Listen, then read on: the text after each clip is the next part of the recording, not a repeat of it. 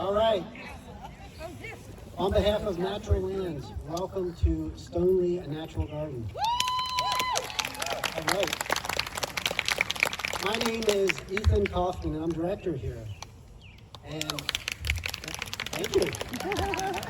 Thank you for joining us tonight. Briefly about Natural Lands. We are a member-supported land conservation organization, and we protect 125,000 acres, which is pretty astounding when you think about it.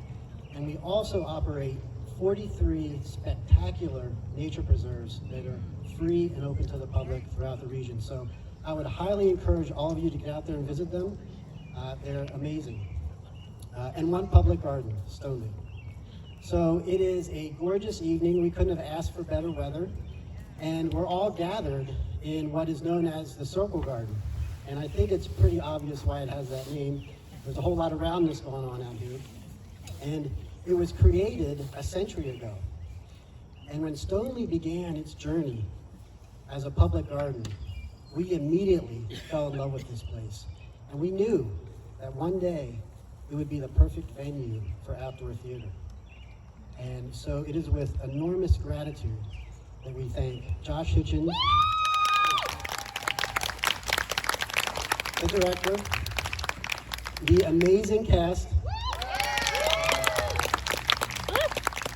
May Axelrod, who's a Natural Lands employee, and Martha Moore, another employee, and our incredible volunteers, all of who have made this first ever outdoor theater performance possible. And so, without further ado, it is our great pleasure to present Shakespeare's A Midsummer's Night Dream.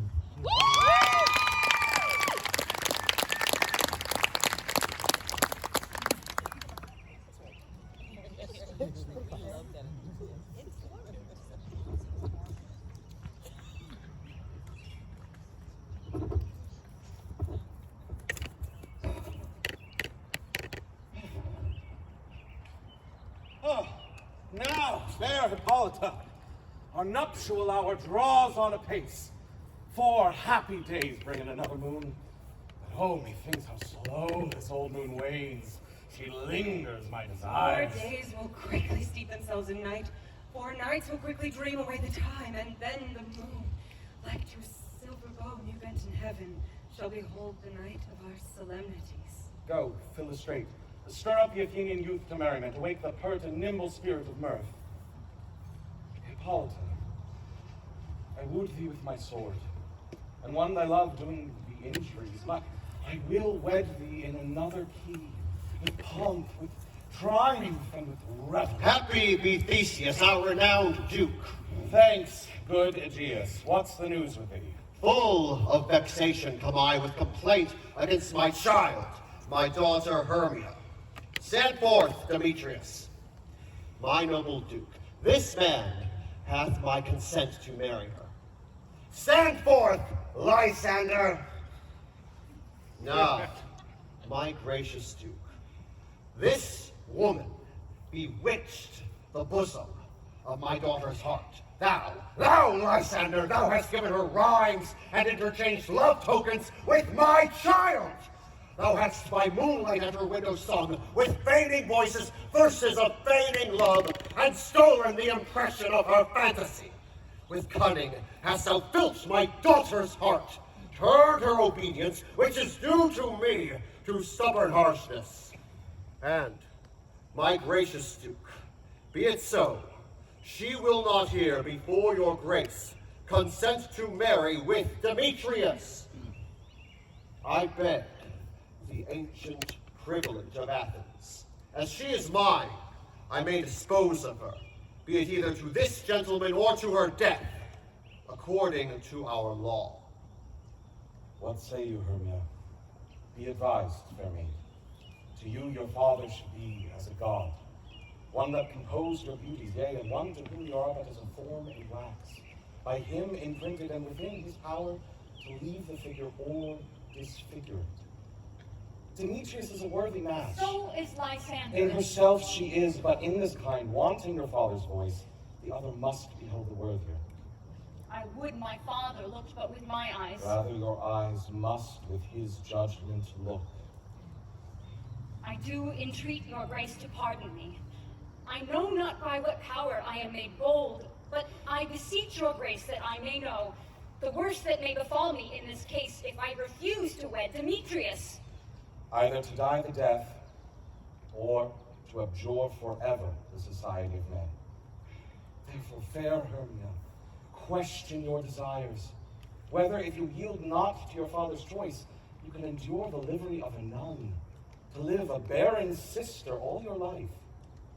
So will I grow, so live, so die, my lord, ere I will yield my virgin patent up unto Demetrius, whose unwished love my soul consents not to give sovereignty. Take time to pause, and by the next new moon, the wedding day betwixt my love and me. Upon that day, either prepare to die for disobedience to your father's will, or else to wed Demetrius as he would. Relent, sweet Hermia. And Lysander, yield thy crazed title to my certain right. You have her father's love, Demetrius. Let me have Hermia's. Do you marry him? Scornful Lysander, yes, he hath my love. And what is mine, my love shall give him. And she is mine, and all my right of her I do estate unto Demetrius. I am my lord. Well derived has he, as well possessed. My love is more than his, and which is more than all these boasts can be. I am beloved of beauteous Hermia. Why should I not then prosecute my right? Demetrius, I'll say to his face, made love with old Nadar's child Helena, and won their soul, and now Helena dotes, devoutly dotes in idolatry, upon a spotted and constant man. I must confess to have heard so much, and with Demetrius thought to have spoke thereof. But being overfull of self-affairs, my mind deludes it. But Demetrius, come, and come, Egeus. I have some private schooling for you both. For you, fair Hermia, look you fit yourself to fit your fancies to your father's will, or else the law of Athens yields you up to death or to a vow of single life. Come, Hippolyta. What cheer, my love?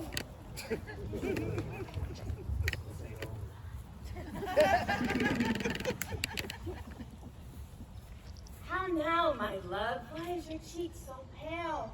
How chance the roses there do fade so fast?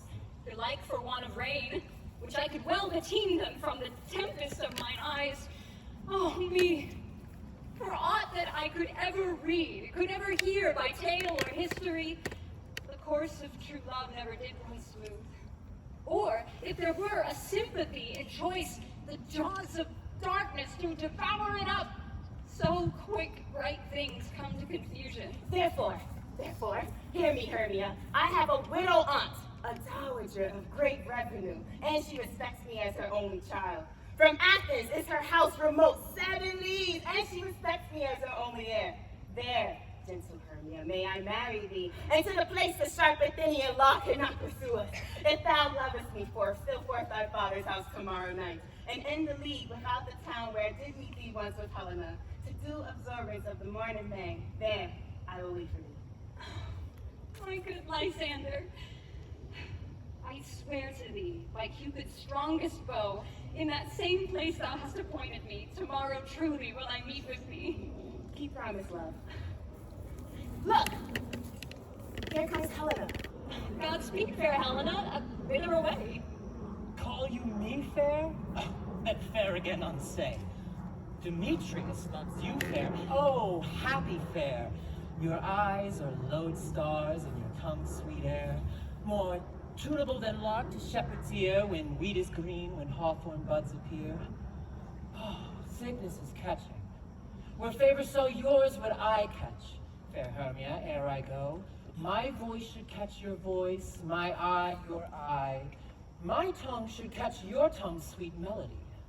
Were the world mine, Demetrius being baited, the rest I'd give to you to be translated. Oh, teach me how you look, and with what art you sway the motion of Demetrius' heart. I frown upon him, yet he loves me still. Oh, that your frowns could teach my smiles such skill. The more I hate, the more he follows me. And the more I love, the more he hateth me. Take comfort. He no more shall see my face. Lysander and myself will fly this place, and in the wood where often you and I, upon faint primrose beds, were wont to lie, emptying our bosoms of our counsel sweet, there Lysander and myself shall meet. And thence from Athens turn away our eyes to seek new friends and stranger companies. Oh, farewell, sweet playfellow. Pray thou for us, and good luck grant thee thy Demetrius. Helena, adieu. As you on him, Demetrius dote on you. How happy some over other some can be. Through Athens I am thought as fair as she. But what of that? Demetrius thinks not so.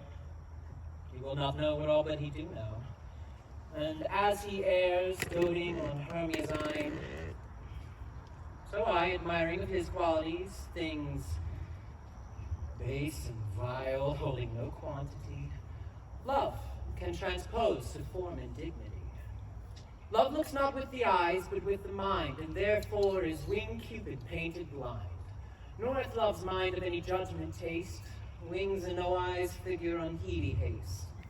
And therefore love is said to be a child, because in choice he's so oft beguiled. For ere Demetrius looked on Hermia's eyne, he hailed down oath that he were only mine. And when this hail some heat from Hermia felt, so he dissolved, and showers of oaths did melt. I will go tell him of fair Hermia's flight, then to the wood will he tomorrow night pursue her, and for this intelligence, if I have some thanks, it is a due expense. But herein mean I to enrich my pain, to have his sight thither and back again.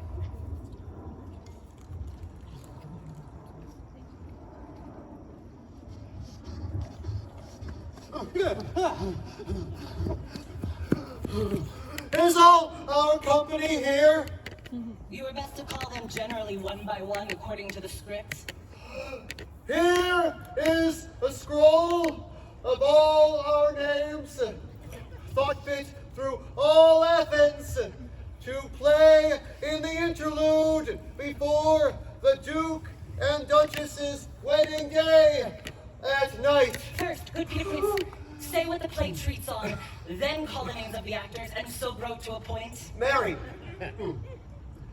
our play is the most lamentable comedy and most cruel death of Pyramus and Thisbe. A very good piece of work, I assure you, and a merry. Now, good Peter Quince, call forth your actors by the scroll. Actors, spread yourselves. Answer as I call you. Nick Bottom. Ready, name what part I am for and proceed. Nick Bottom, you are sent down to play Pyramus. What is Pyramus? A lover or a tyrant? Oh, a lover who kills himself most gallant for love. That shall ask some tears in a true performance of it. If I do it, let the audience look to their eyes. I will move storms. I will condole in some measure. The raging rocks and shivering shocks shall break the locks of prison gates. And Phoebus' car shall shine from far and make and mar the foolish fates. This was lofty. Now read the names of the rest of the players. Francis Flute. Oh, here, Peter Quince. Flute, you must take Thisbe on you. What is Thisbe? A wandering knight?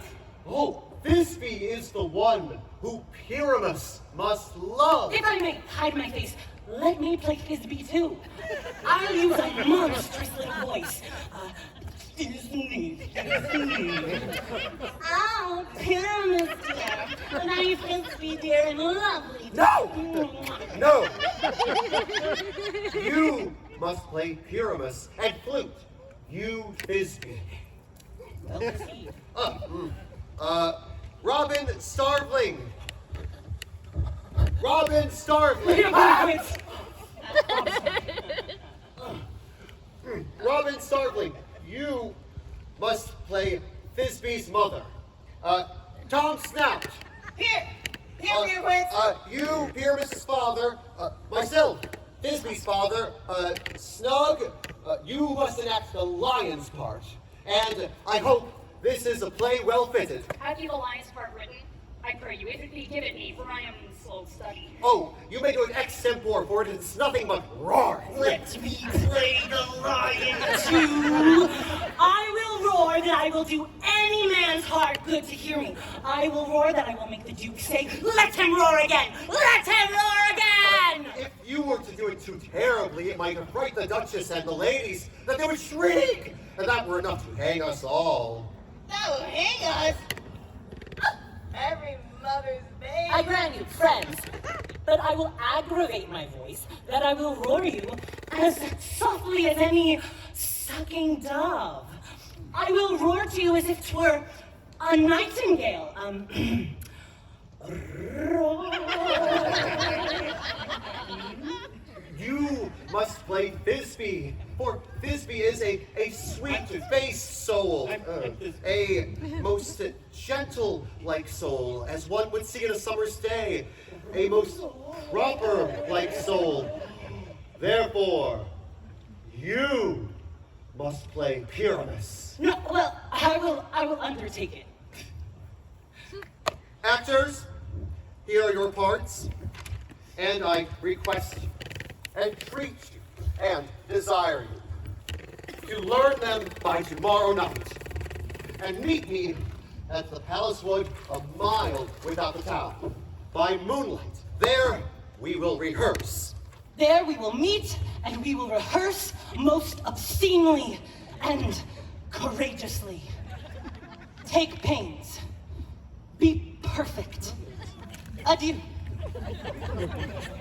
Perfect.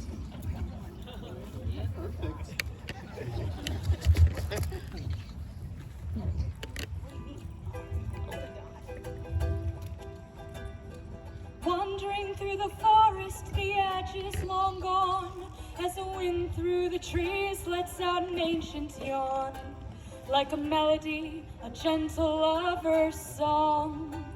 And if you listen hard enough, you just might believe you belong.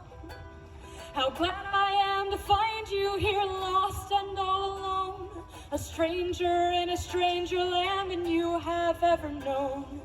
You have found your own and not your own.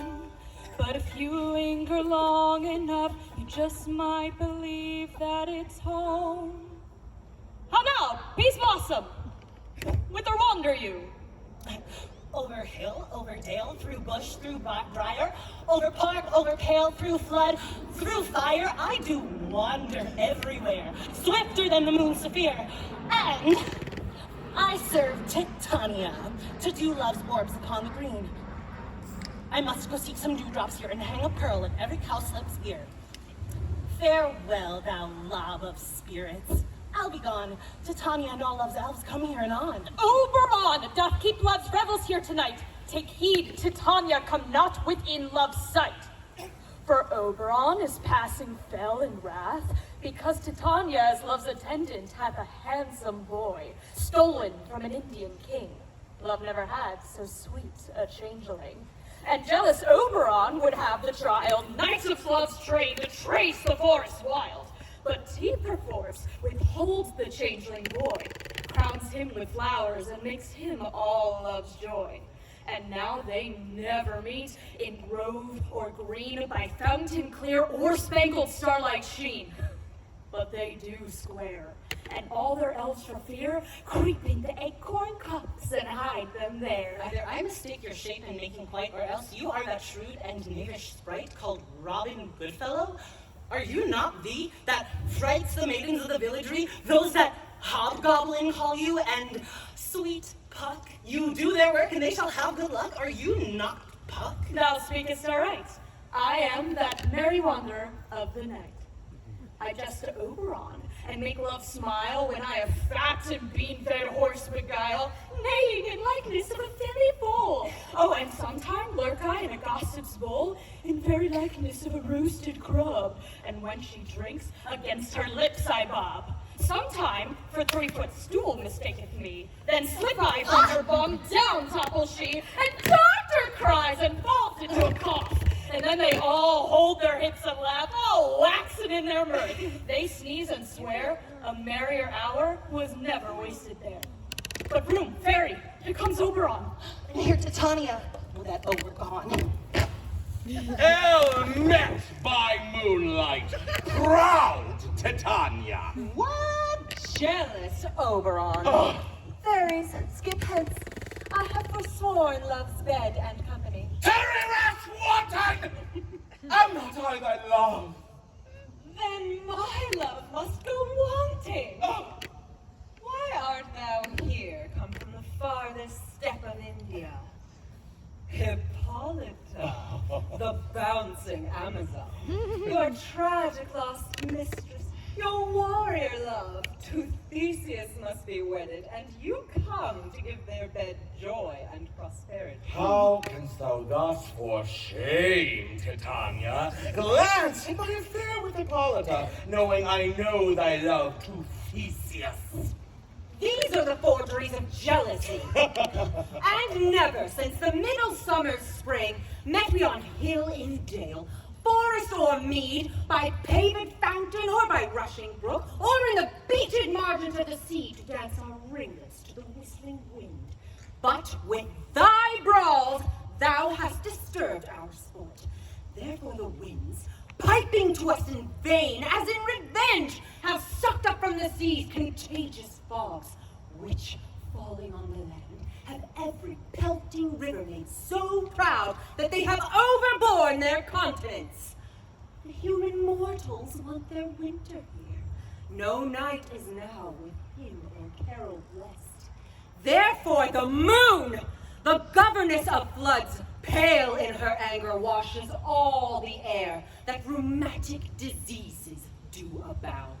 And through this distemperature, we see the seasons alter.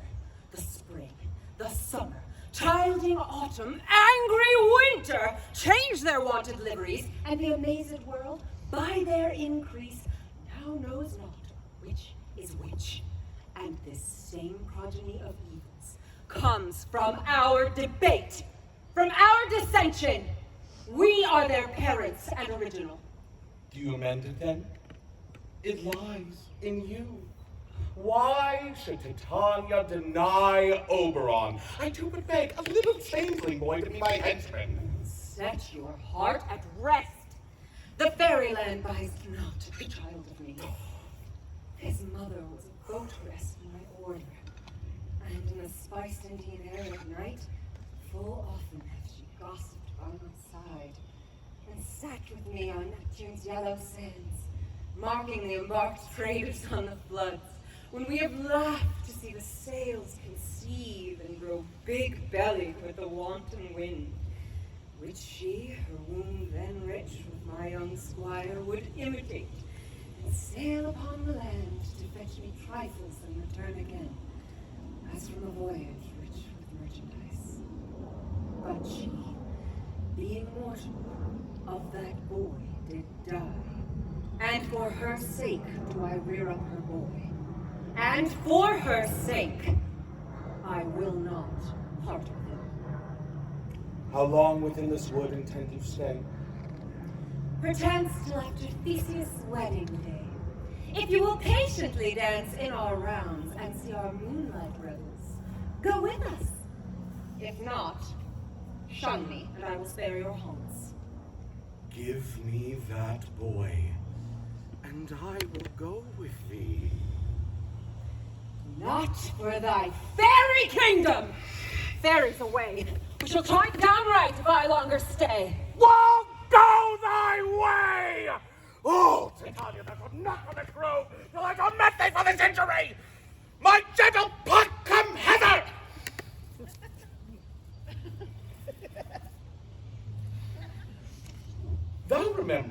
once I sat upon a promontory and heard a mermaid on a dolphin's back, uttering such dulcet and harmonious breath that the rude sea grew civil at her song, and certain stars shot madly from the spheres to hear the sea maid's music. I remember. That very time I saw, but thou couldst not, Cupid, all armed. A certain aim he took, and loosed his love shaft smartly from his bows that should pierce 100,000 hearts. Yet marked I where the bolt of Cupid fell. It fell upon a little western flower, before milk white, now purple with love's wound. And maidens call it love and idleness. Fetch me that flower, the herb I showed thee once. The juice of it, on sleeping eyelids laid, will make any being madly dote upon the next live creature that they see. Fetch me that herb, and be thou here again, or the Leviathan can swim a league. I'll put a girdle round about the earth in 40 minutes. Having once this juice, I'll watch Titania when love is asleep, and drop the liquor of it in love's eyes. The next thing then Titania looks upon, be it lion or bear or wolf or bull or meddling monkey or busy ape, he shall pursue it with the soul of love. And dare I take this charm from off love's sight, as I can take it with another herb, I'll make love render up the boy to me. But who comes here? I am invisible, and I will overhear the conference. I love thee not, therefore pursue me not.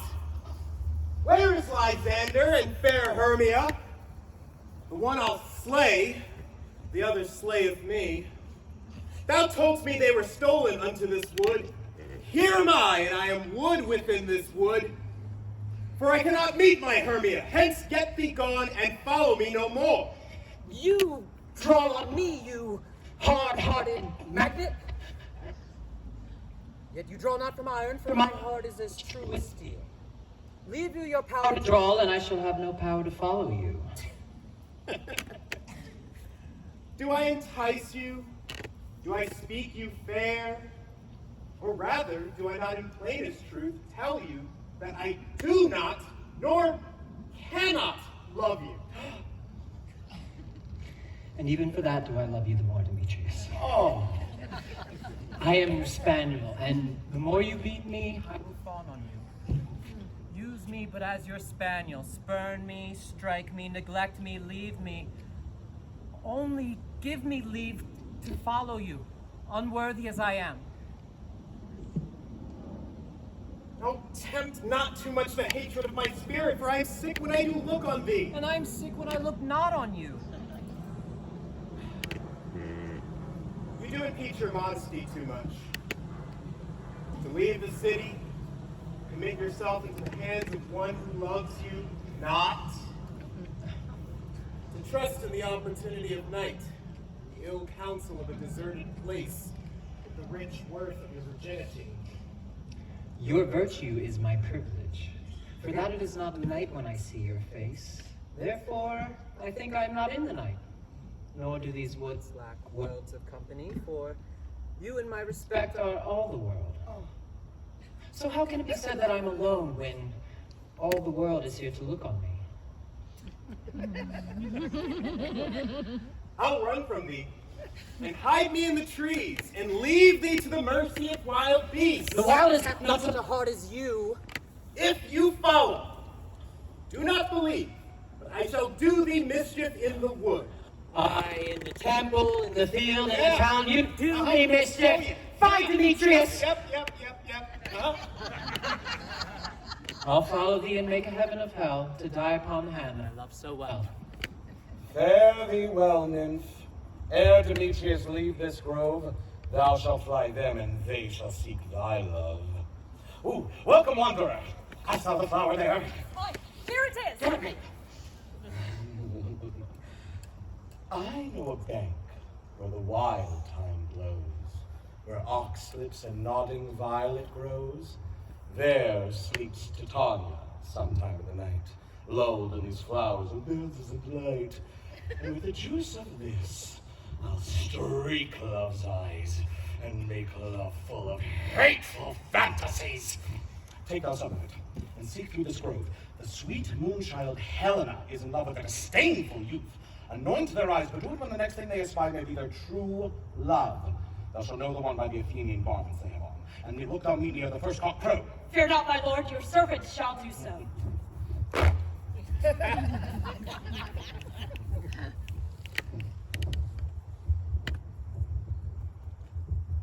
Now, a roundel and a fairy song. Then for the third part of a minute hence. Sing me now asleep, and then let me rest. You spotted with tongue, ye hedgehog, be not near. Newts and blind worms do no wrong. Come not near our fairy queer. 3, 4, la la la la la la la la la lullaby, la la la la la la la la lullaby. Neither harm nor spell nor charm. Our lovely fairy night. Hence, away. Now all is well. All aloof, stand sentinel.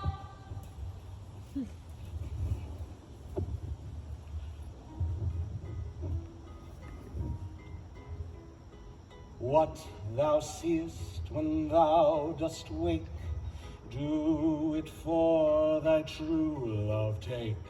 Love and languish for its sake, be it ounce or cat or bear, pod or boar with bristled hair. In thy eye that shall appear, when thou wakes, it is thy dear. Wake when some vile thing is near. Fair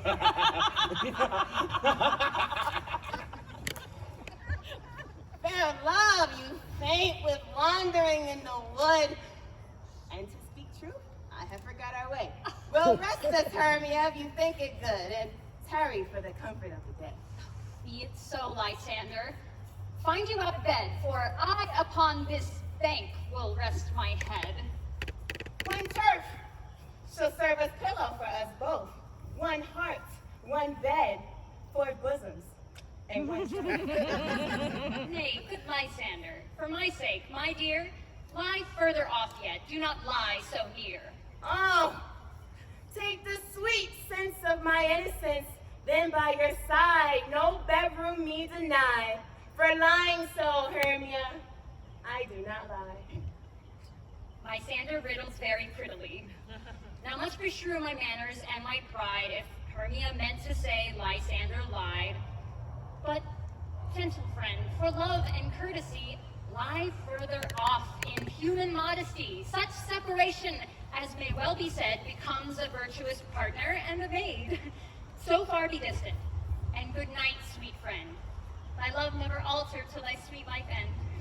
Amen, amen, to that fair prayer say I. Here is my bed! Sleep give thee all her rest. With half that wish, the wisher's eyes be pressed.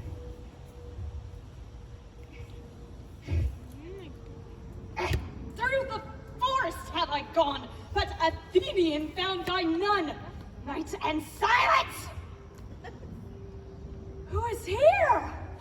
Weeds of Athens they doth wear. This is the one, my master said, despised the Athenian lover. And here the love-sick, sleeping sound on the dank and dirty ground. Pretty soul, they durst not lie near this lack-love, this keel courtesy. Churl, upon thy eye I throw all the power this charm doth owe. When thou wakest, let love forbid. Sleep his seat on thy eyelid. So awake when I am gone, for I must now to Oberon. Stay, though thou kill me, sweet Demetrius. I charge thee hence and do not haunt me thus! Oh, will thou darkling leave me? Do not so. Stay, on thy peril. I alone will go. Oh, I am out of breath in this fond chase. The more my prayer, the lesser my grace. Happy be Hermia wheresoever she lies, for she hath blessed and attractive eyes. How came her eyes so bright? Not with salt tears, if so, mine are oftener washed than hers. No, no. I am as ugly as a bear. For beasts that meet me run away for fear. But who is here? Lysander? On the ground? Dead or asleep? I see no blood, no wound. Lysander? If you live, Lysander, awake! And run through fire I will for thy sweet sake. Transparent Helena, nature shows art that through thy bosom makes me see thy heart. Where is Demetrius? Oh, how fit a word is that foul name to perish on my sword. Do not say so, Lysander, say not so. What though he love your Hermia? Lord, what though? Yet Hermia still loves you, then be content. Content with Hermia? No, I do repent the tedious minutes with her I have spent. Not Hermia, but Helena I love. Who will not change a raven for a dove? Wherefore was I to this keen mockery born? When at your hands did I deserve this scorn? It's not enough. It's not enough, my young friend, that I did never know, nor never can deserve a sweet look from Demetrius' eye. But you must flout my insufficiency? Good troth, you do me wrong, good sooth you do, in such disdainful manner for me to woo. But fare you well. Perforce I must confess, I thought you one of more true gentleness. I, Helena, of one man refused, should therefore of a friend be abused?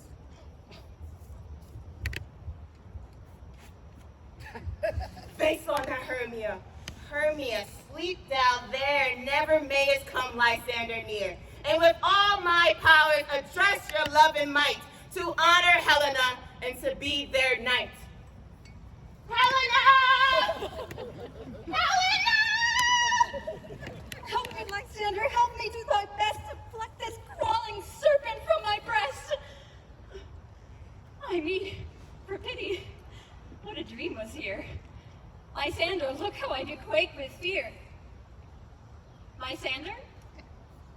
What, you moved? Lysander? Love? What, out of hearing? Gone? No sound, no word? Alack, where are you? Speak, and if you hear, speak of all loves. I swoon almost with fear. No? Then I well perceive you are not nigh. Either death or you, I'll find immediately.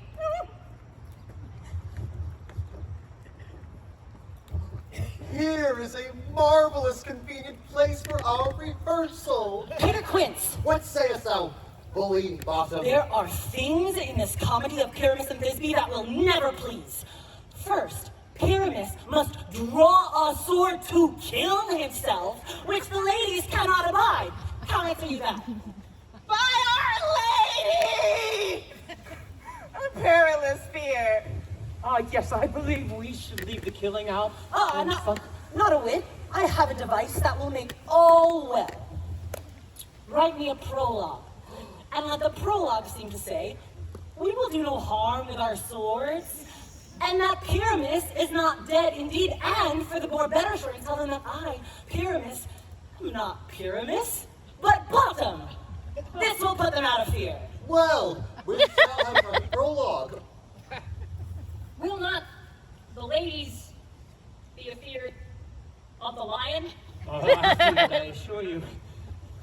Then a second prologue must tell that he is not a lion. Nay, half his face must be seen through the lion's neck, and he himself must speak through and tell them plainly he is Snug. Well, it shall be so. But there is one hard thing, and that is, to bring moonlight into a chamber, for you know, Pyramus and Thisbe meet by moonlight. Doth the moon shine tonight? We play our play? Look at the almanac. Find the calendar. Find out moonshine. It does shine that night. Then all is well.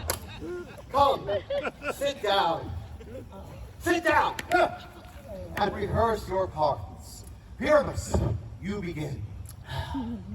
What hempen homespuns have we swaggering here, so near the cradle of Titania?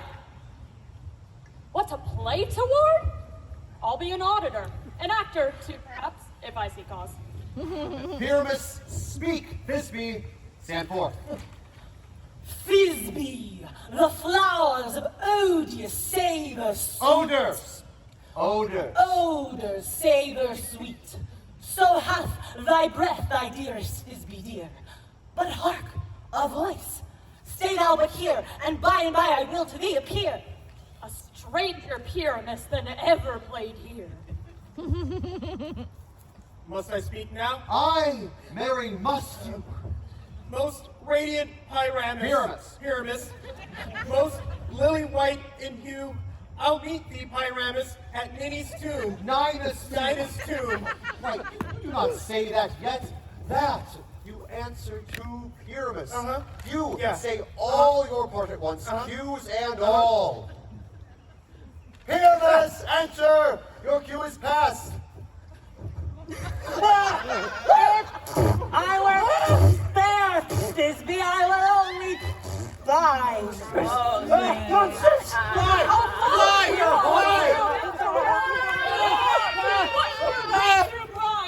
Sometime a horse I'll be, sometime a hound, a hog, a headless bear, sometime a fire. And neigh and bark and grunt and roar and burn like horse, hound, hog, bear, fire at every turn. Why do they run away? This is a mockery of them to make me a beard. Thou art changed. What do I see on thee? What do you see? You see an ass head of your own, do you? I see this knavery of theirs is to make an ass of me, to fright me if they could. Oh my God. But I will not stir from this place. I will walk up and down here, and I will sing that they shall hear I am not afraid. Heaven, I'm in heaven, and my heart sings so that I can hardly speak. When we're out together, dancing cheek to cheek. What angel wakes me from my flowery bed? Oh, what you gonna do with all that junk? All that junk inside your head? I'm gonna get you drunk. Get you all drunk off my humps. My hump, my hump, my hump, my hump, my hump. My love, check out. Oh my God. Pray thee, gentle mortal, sing again. Mine ear is much enamored of thy note. So is mine eye enthralled to thy shape, and thy fair virtue's force, her force doth move me on the first view to say, to swear, I love thee. Methinks, Highness, you should have little reason for that. Yet, to say the truth, reason and love keep little company together. Thou art as wise as thou art beautiful. Not so neither. But if I have enough wit to get out of these woods, then I have enough to serve mine own turn. Out of these woods do not desire to go. Thou shalt remain here whether thou will or no. I am a spirit of no common rate. The summer still doth tend upon my state, and I do love thee. Therefore, go with me. I'll give thee fairies to attend on thee, and I shall purge thy mortal grossness so that thou shalt like an airy spirit go. Wonder if Titania be awake. Hello, that spirit. Titania, with the monster, is in love! Near to love's close and consecrated bower, while Titania was in love's dull and sleeping hour, a crew of actors, rude mechanicals, were met together to rehearse a play intended for great Theseus' nuptial day. The shallowest thick skin of that barren sort, who Pyramus presented in their sport, forsook his scene and entered into a break, when I did him at this advantage take. An ass's knoll I fixed on his head. Anon his thisbe must be answered, and forth my mimic comes, when they him spy, as wild geese away his fellows fly. And at our stamp, hear over and over one falls, they murder crying, help from Athens call. I led them on in this distracted fear, and my sweet Pyramus translated there, when in that moment, so it came to pass, Titania waked, and straightway loved an ass!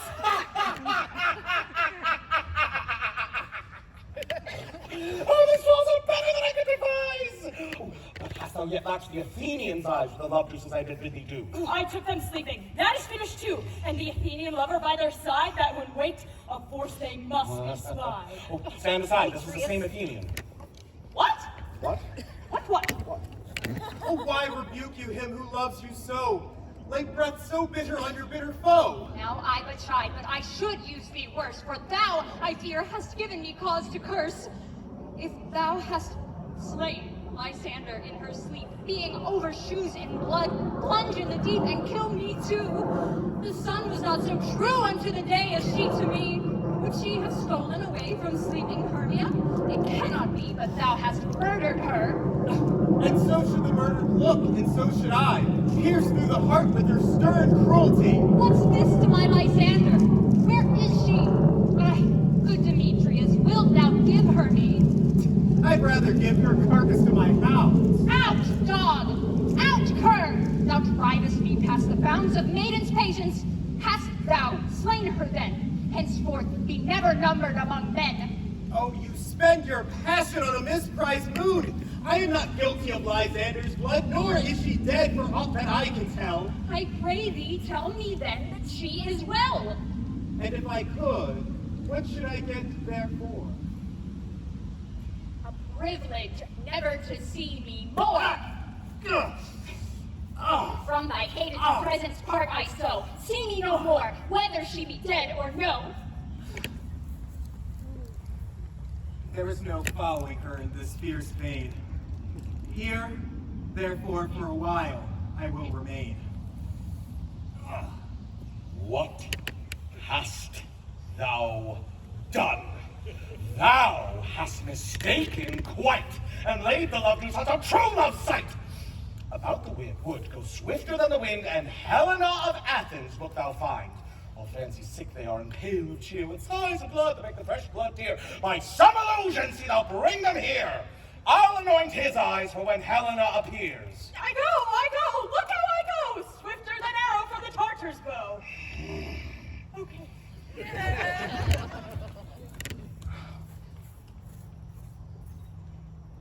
Flower of this purple dye, hit with Cupid's archery, sinking apple of his eye, when his love he doth espy, let love shine as gloriously as the Venus of the sky. Captain of our fairy band, Helena is here at hand, and the youth mistook by me, pleading for a lover's fee. Shall we their fond pageant see? Lord, what fools these mortals be. Stand aside. The noise they make will cause Demetrius to awake. Oh, then we'll two at once woo one. And those things do best please me that befall preposterously. Why should you think I should woo and scorn? You do advance your cunning more and more. When truth kills truth, oh, devilish holy fray, these vows are Hermia's. Will you give her o'er? Oh, Helena, godly, nymph, perfect, divine, to what, my love, shall I compare thine eyne? Crystal is muddy, oh, how ripe and show thy lips, those kissing cherries tempting grow. Oh, spite. Oh, hell. I see that you are all bent to set against me for your merriment. Can you not hate me, as I know you do, but you must join in souls to mock me too? To vow and swear and super praise my parts when I know that you hate me with your hearts. Both rivals to love Hermia, now both rivals to mock Helena. Demetrius, you are unkind. Be not so, for you love Hermia. This you know I know. And here with all goodwill and with all my heart. In Hermia's love, I do yield you of my part. And yours of Helena to me bequeath, whom I do love and will do to my death. Oh, Lysander, keep thy Hermia. I will none. Oh, look where thy love comes. Yonder is thy dear. Thou art not by mine eye, Lysander, found. Mine ear, I thank it, brought me to thy sound. But why unkindly didst thou leave me so? Why should she stay? Whom love doth press to go? What love could press Lysander from my side? Lysander's love, thou will not let her bide. Why seekest thou me? Cannot this make thee know the hate I bear for thee makes me leave thee so? You speak not as you think, it cannot be. Lo, she is one of this confederacy. Now I perceive that they've joined all three to fashion this false sport in spite of me. Injurious Hermia, most ungrateful maid. Have you conspired? Have you with these contrived to bait me with this foul derision? And would you render our ancient love asunder? To join with them in scorning your poor friend? I am amazed at your passionate words. I scorn you not. It seems that you scorn me. Have you not set Lysander, as in scorn, to praise my eyes and face? And your other lover, Demetrius, who even but now besmirred me with his foot, to call me godly, nymph, rare and divine, precious, celestial? Wherefore speaks he this to one he hates? I understand not what you mean by this. Too persever. Counterfeit sad looks make mouths upon each other when I turn my back, and wink at each other, keep the sweet jest up. But fare you well. 'Tis partially my own fault, which death or absence shall soon remedy. Stay gentle, Helena! Hear my excuse.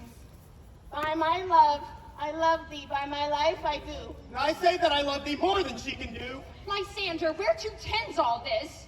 Hang off, thou cat! Thou bird, vile thing! Let loose or shake thee off from me like a serpent. Why are you grown so rude? What change is this? Sweet love. Thy love out! Out, tiny tartar, out!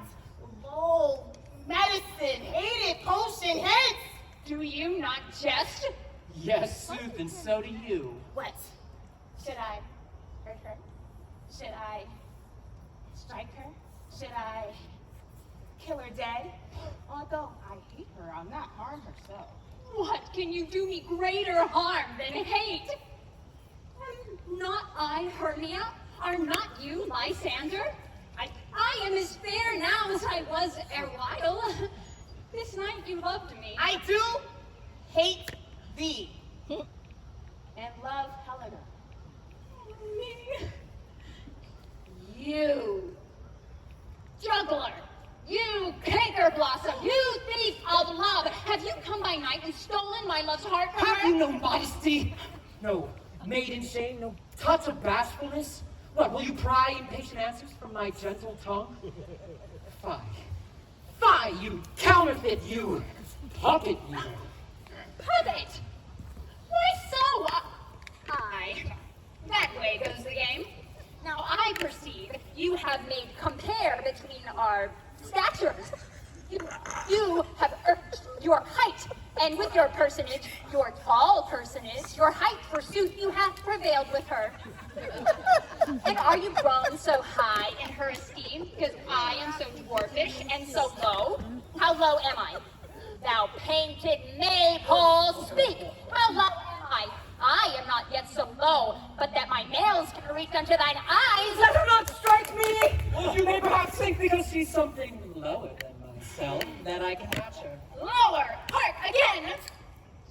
Good Hermia, do not be so bitter with me. I evermore did love you, Hermia. Never wronged you, always kept your counsels. Save that. In love unto Demetrius, I told him of your stealth into this wood. I followed you, for love I followed him. But he hath chid me hence, and threatened to strike me, spurn me, nay, kill me too. And now... So you will let me quiet go. To Athens will I bear my folly back, and follow you no further. Let me go. You see how simple and how fond I am. Why, get you gone. Who is it that hinders you? A foolish heart that I leave here behind. What, with Lysander? With Demetrius! I wait! Be not afraid, she shall not harm thee, Helena. Oh, when she's angry, she's keen and shrewd. She was a vixen when she went to school, and though she be but little, she is fierce. Little? Little again? Nothing but low and little. Wilt thou suffer them to flout me thus? Let me at them. Get you gone! You bead! You minimus! You acorn! Now follow, if thou darest to try who's right. Of thine or mine is most in Helena. Follow. Nay, I'll go with thee, cheek by jowl.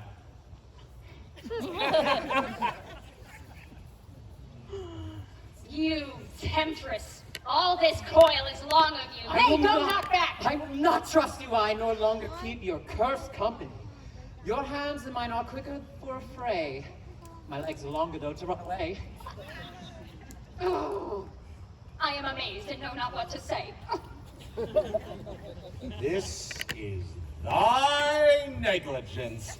Still thou mistakest, or else committed thy knaveries willfully. Believe me, King of Shadows, I mistook.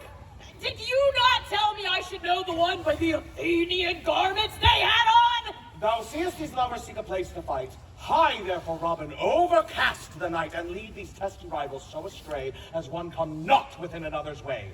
O'er the brows death counterfeiting sleep, with the leaden legs and batty wings doth creep. Then crush this herb into Lysander's eye! When they next wake, this derision shall seem a dream and fruitless vision. Whilst I in this affair do thee employ, I'll to Titania and bake the changeling boy, and then I will love's charmed eye release from monstrous view, and all things shall be peace. Shall be peace.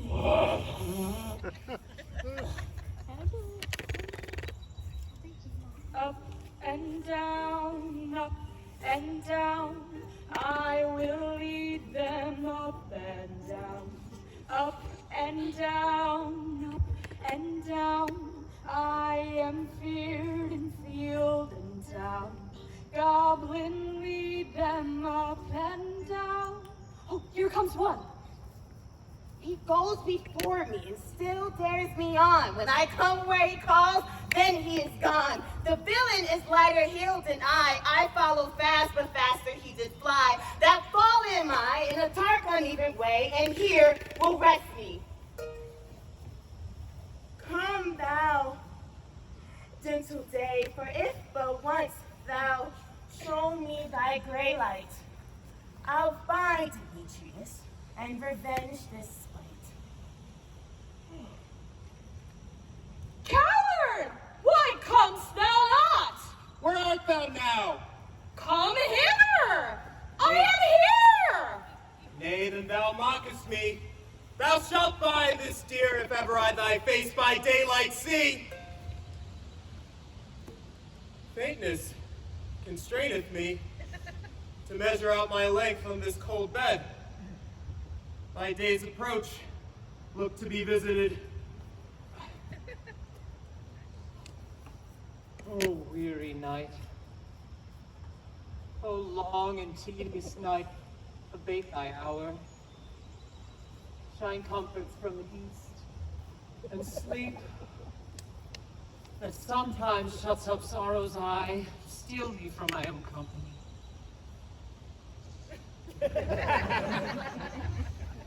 Yet but 3, come one more! 2 + 2 makes up 4. 4. Oh, here she comes, cursed and sad. Cupid is a knavish lad. Thus never so weary, never so in woe. Oh, I can no further crawl, no further go. Here will I rest me until break of day. Heaven shield Lysander if they need a fray. On the ground, sleep sound, I'll apply to your eye. Gentle lover, remedy. When thou wakest, thou takest true delight in the sight of thy former lover's eye. And as the country proverb known, that everyone should take their own, in your waking shall be shown. That love is love, is love still. So naught shall go ill, and all will be well.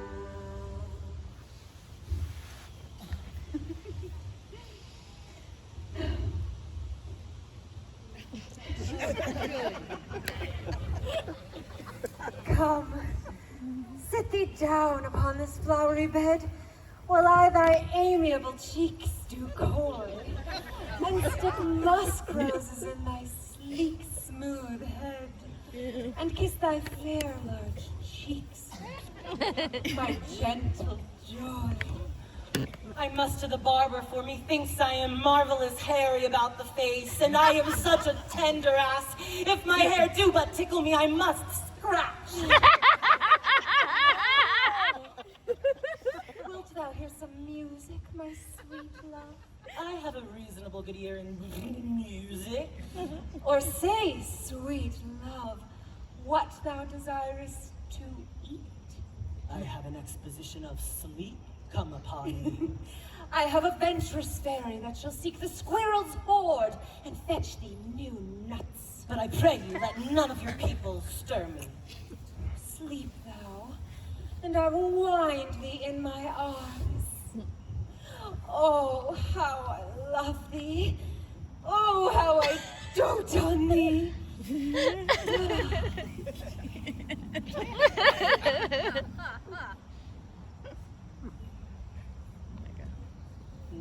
Welcome, good Robin. Seest thou this sweet sight? Ah, love's dotage I now do begin to pity. For meeting Titania of late behind the woods, seeking sweet favors of this hateful fool. And then did beg of thee the changeling child, which straight love gave me, and the fairy sent to bear unto my bower in fairyland. And now I have the boy. I will undo this hateful imperfection of love's eyes. Be as thou wast wont to be, see as thou wast wont to see. Now, my Titania, awake you, my sweet love.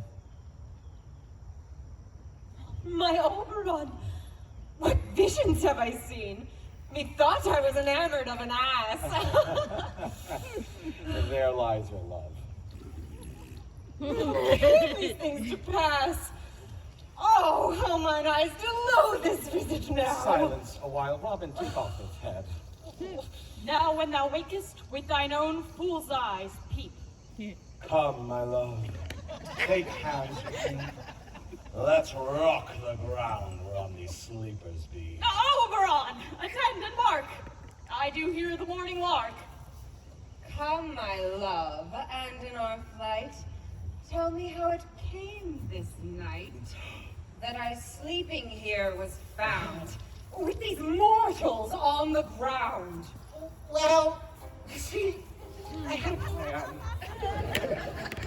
Stars shine bright above you. Night breezes seem to whisper, I love you. Birds singing in the sycamore tree. Dream a little dream of me. Say nighty night and kiss me. Just hold me tight.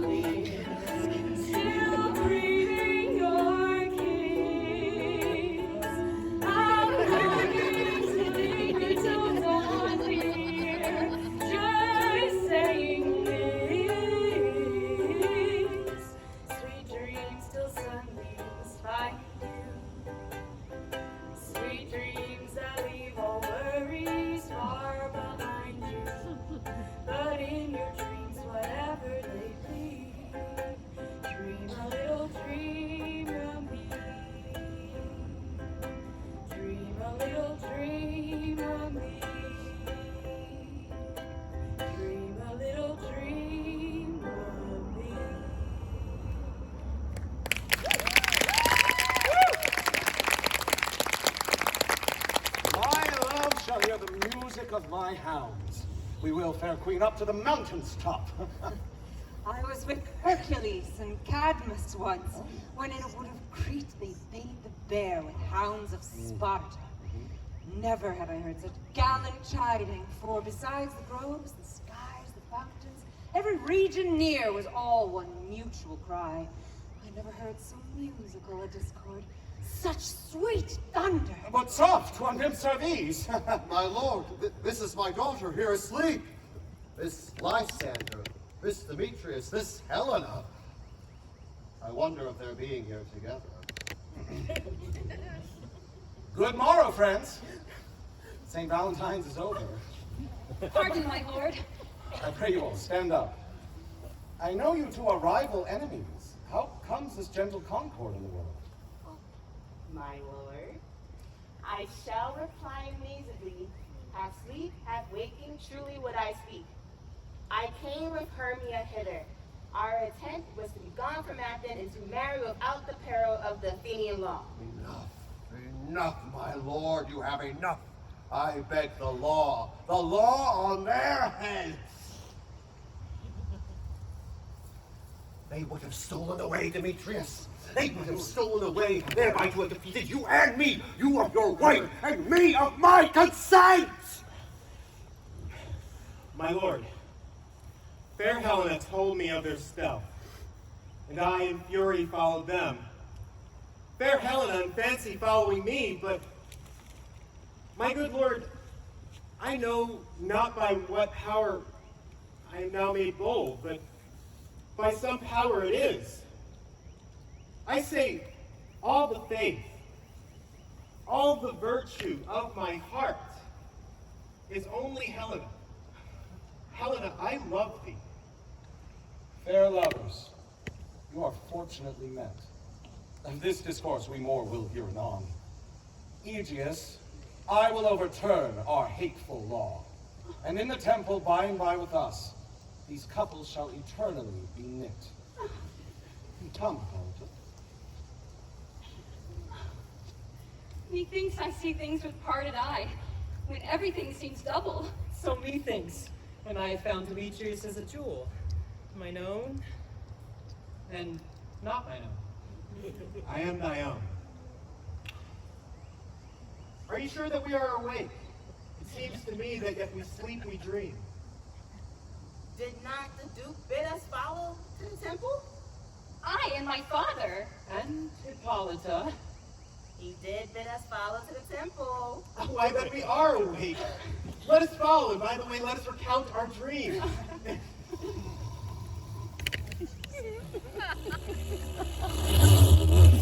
When next comes, call me and I will answer. My next is most fair Pyramus. Hi-ho. Peter Quince. Flute. Snout. Starveling. Snug. God's my life, stolen hence and left me here asleep. I have had a most rare vision. I have had a dream past the wit of man to say what dream it was. Man is but an ass if he go about to expound this dream. Methought I was... But man is but an ass if he will say what methought I was. Methought I was... And methought I had... But man is a patched fool if he will offer to say what methought I had. The eye of man hath not heard, the ear of man hath not seen, man's hand is not able to taste, his tongue to conceive, nor his heart to report what my dream was. I will get Peter Quince to write a ballad of this dream. It shall be called Bottom's Dream, because it hath no bottom, and I shall sing it at the latter end of the play, before the Duke her adventure, to make them more gracious. I shall sing it at her death.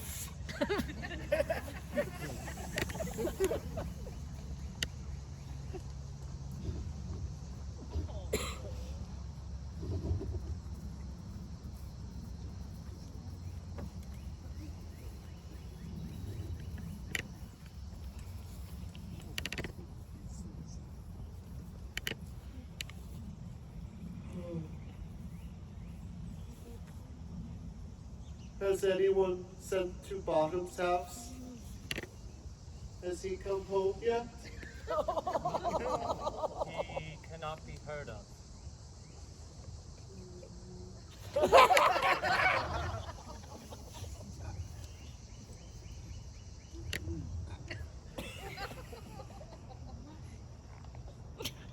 If he come not, then the play is marred.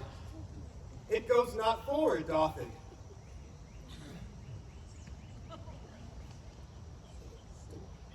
Doth it?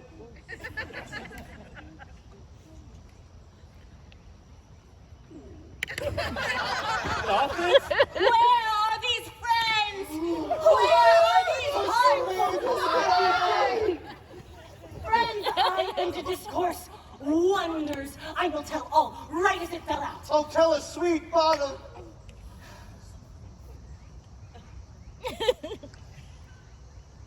Not a word of me. All I will say is that the Duke hath dined. Everyone, get your apparel together. New strings to your beards, fresh ribbons to your pumps. Everyone look where your parts. Be presently at the palace, for the short and long of it is. Our play is preferred. And most dear actors, eat no onion nor garlic, for we are to utter sweet breath. And I do not doubt, but to hear them say, it is a sweet comedy. Now, no more words. Away. Go. Away! Bottom, bottom, bottom, bottom, bottom, bottom, bottom. 'Tis strange, my Theseus, what the lovers speak of. More strange than true. I never may believe these antique fables, nor these fairy toys. Lovers and madmen have such seething brains, such shaping fantasies, that apprehends more than cool reason ever comprehends. The lunatic, the lover, and the poet, imagination all compact. Poet's eye in fine frenzy rolling that glance from heaven to earth, from earth to heaven, and as imagination bodies forth the forms of things unknown, the poet's pen turns them into shapes and gives to airy nothing a local habitation and a name. But all the stories of the night told over, and all their minds transfigured so together, growing to something of great constancy. Love, howsoever, strange, admirable. Where's our usual manager of mirth? What revels are at hand? Is there no play to ease the anguish of a torturing hour? Call Philostrate! Here, mighty Theseus and Hippolyta. Say, what abridgment have you for this evening? A tedious, brief scene involving young Pyramus and his love, Thisbe. Very tragical mirth. Merry and tragical? Tedious and brief? That is hot ice and wondrous strange snow. A play there is, my lord, some 10 words long, which is as brief as I have known a play. But by 10 words, my lord, it is too long. There is not one word apt, one player fitted. What are they that do plays? Hard-headed actors that work in Athens here, who never labored with their minds till now. And we will hear it. No! But my noble lady, it is not for you. I will hear that play. For never anything can be amiss when simpleness and duty tender it. Go, bring them in. He says they can do nothing in this kind. The kind are we to give them thanks for nothing. So please, your grace, the prologue is addressed. Let them approach.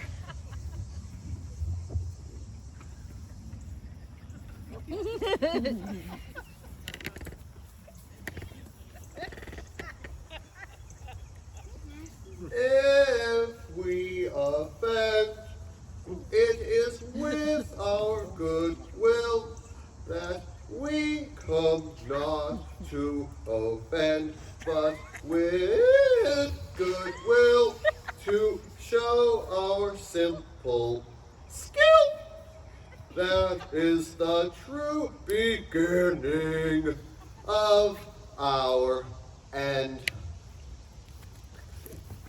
In this same interlude, it doth befall that I, one Snout by name,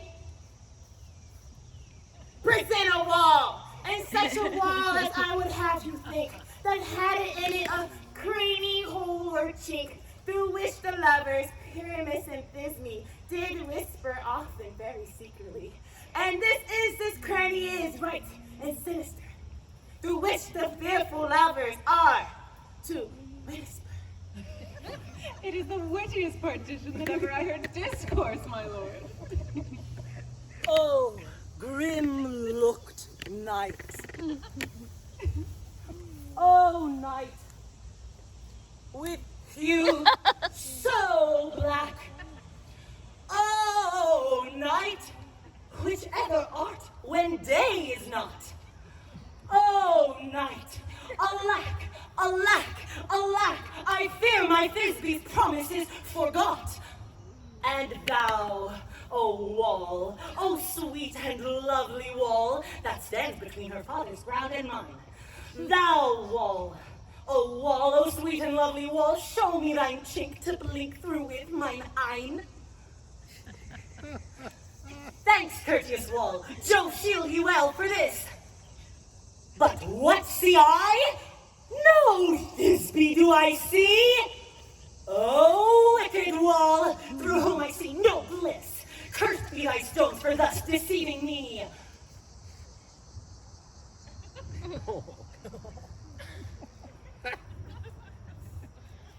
O wall, full often hast thou heard my moans, for parting my fair Pyramus and me. My cherry lips have often kissed thy stones with lime and hair knit up in thee. I see a voice, Thisbe! My love thou art, my love, I think. Oh, kiss me through the hole of this vile wall. I kiss the wall's hole, not your lips at all. Wilt thou meet me at 9 right away? Tide life, tide death, I come without delay. Therefore, here I wall my part discharge so, for being done, away doth wall show. Go! This is the silliest stuff that ever I heard. Oh, the best in this kind are but shadows, and the worst are no worse, if imagination amend them. You, ladies, you, whose gentle hearts do fear the smallest monstrous mouse that creeps on floor, may now perchance do quake and tremble here when lion doth in wildest rage doth roar. Ah!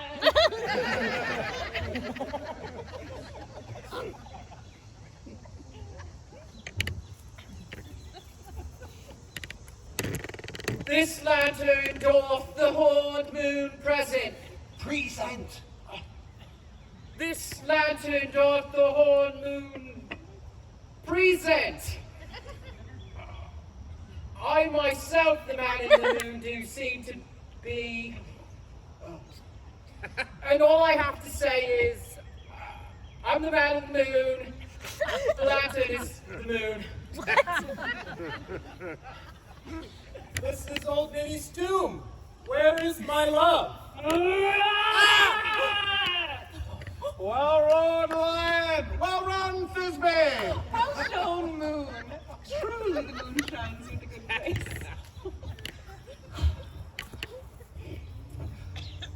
Sweet moon, I thank thee for thy sunny beams. I thank thee, moon, for shining now so bright. But stay! Oh, spite! But mark, poor night, what dreadful dole is here?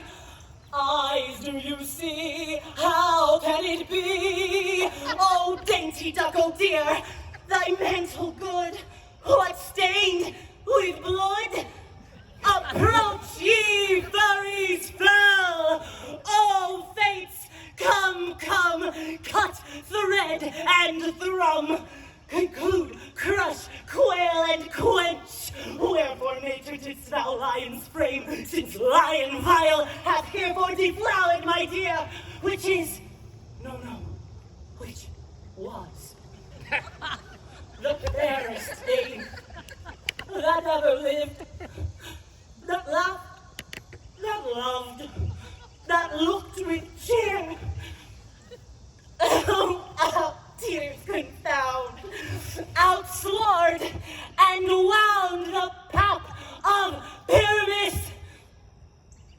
I that left pap where heart doth hop, thus die I, thus.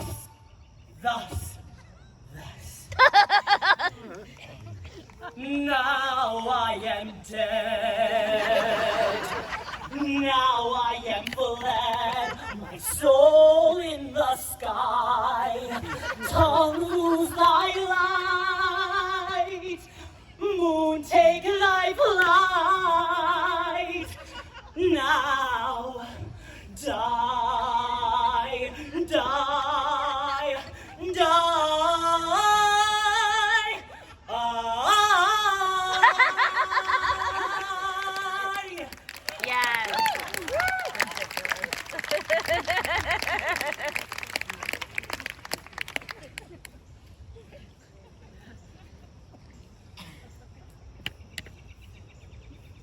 Asleep, my love?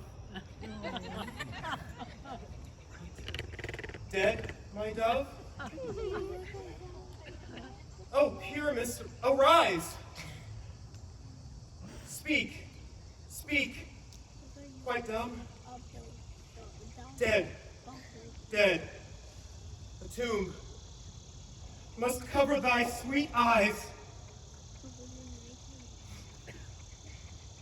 These lily lips, this cherry nose, these yellow cowslip cheeks are gone, are gone.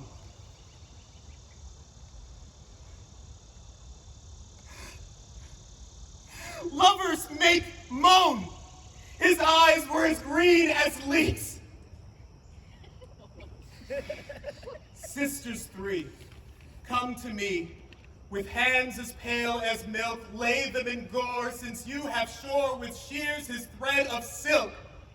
Tongue, not a word. Come, trusty sword. Come, blade, my breast imbue. And farewell, friends. Thus, Thisbe ends. Adieu. Adieu.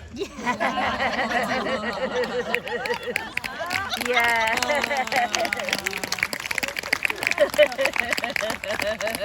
Moonshine and lion are left to bury the dead. Aye. And wall too. No, assure you, the wall is down that part of their fathers. Will it please you to see the epilogue? Oh, no, my God. Free. For your play need no excuse. Never excuse. Very notably discharged.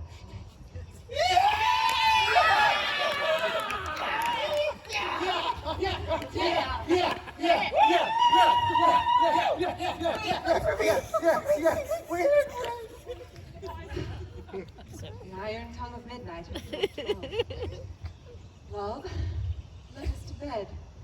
'Tis almost fairy time.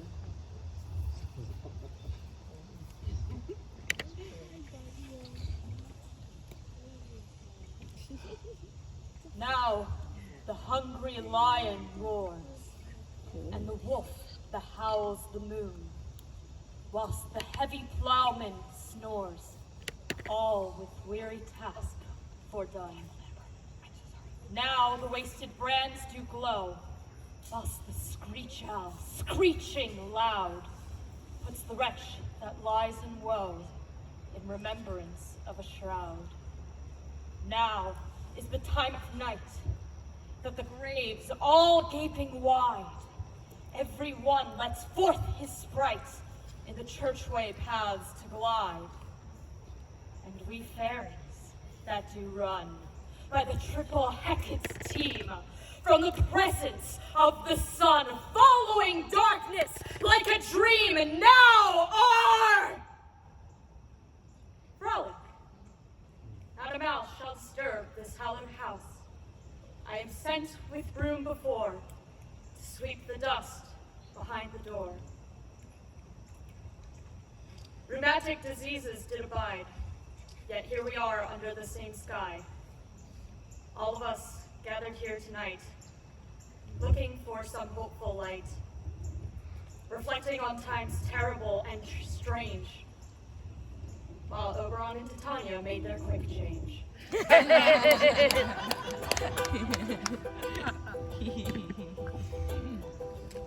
in hand in fairy grace, will we sing and bless this place.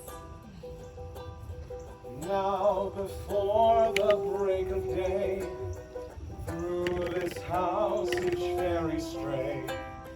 To all the lovers' beds will we, which by us shall blessed be. So shall all the couples three, ever true in loving me.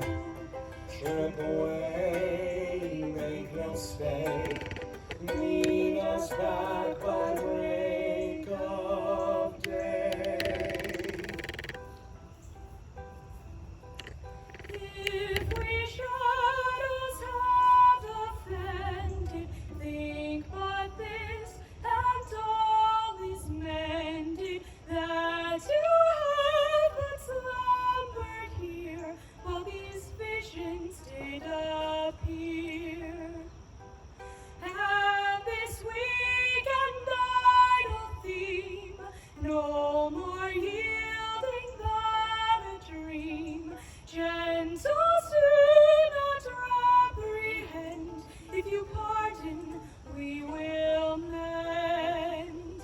And as I am an honest puck, and if we have deserved it luck, else to escape the serpent's tongue, we shall make